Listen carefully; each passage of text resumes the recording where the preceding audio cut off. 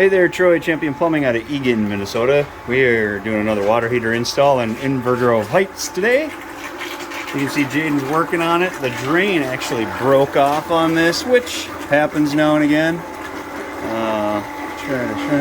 So when we're hooking the hose up, it just snaps right off. These things are plastic and it kind of is what it is. We will obviously get this mess cleaned up, but gravity gas water heater. Looks like the water valve's good. The gas valve is good. 4-inch venting is good. It's tied into a B-vent Y and then a B-vent stack, which just to show you, this is single wall venting. This is B-venting with a flex liner. So that's all good. We got 1-inch clearance on B-vent, 6-inch clearance on single wall venting, and yeah, gas gravity water heater replacement in Inver Heights today. I'll show you what it looks like when we're done. Hey there, so I chimed back in here. I got the new water heater in the garage, and I just thought I'd show what we do.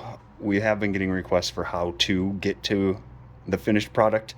So all the water heaters come with dielectric unions on them. I'm sorry, not unions, nipples on them. So we don't need dielectric unions anymore. We just need brass, because you cannot connect copper to galvanized without, well, you just can't do it, right? You're going to end up with problems. So you use brass as a neutral metal in between the copper and the galvanized, and that way we won't have any issues. This is a union, a Pro Press by 3/4 male union. So we will put some Teflon tape on the nipple, then thread sealant over the top of that. Make sure we're not getting any on the inside of the nipples, and then we thread these on. From there, you'll see at the end here when I show you, we just Pro Press this going onto the house plumbing. So that's how we prepare the water heaters.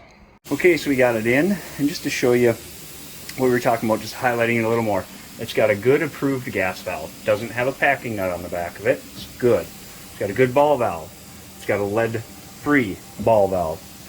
Now we have our unions on here. Everything we connect, we use Pro Press. It's a very expensive tool and fittings, but we've had just amazing luck. You can do it with water coming through, and it just saves us a ton of time, and so we all know time is money. So we got our unions on here, so if there's ever a problem, we just spin these off, put a new one in, spin these back on. Venting, one thing to check on venting is that there's 3 screws in all of the venting. Every piece that's connected has to be secured with 3 screws. Except for the V-venting, that's a different story. It clips together. So, single wall we talked about, 6-inch clearance to combustibles. The copper line's not going to combust. There's nothing else in the way for the 6 inches.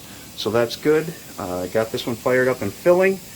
I already lit the pilot, which gives us this blue status light on these water heaters.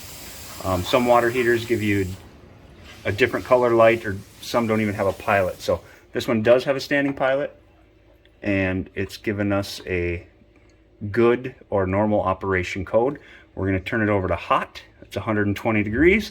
That's where we're going to leave it. It'll take about 45 minutes to have hot water again, and then it should be good to go. So if you have a water heater that needs replacement, or any plumbing need, look us up on the web, www.championplumbing.net,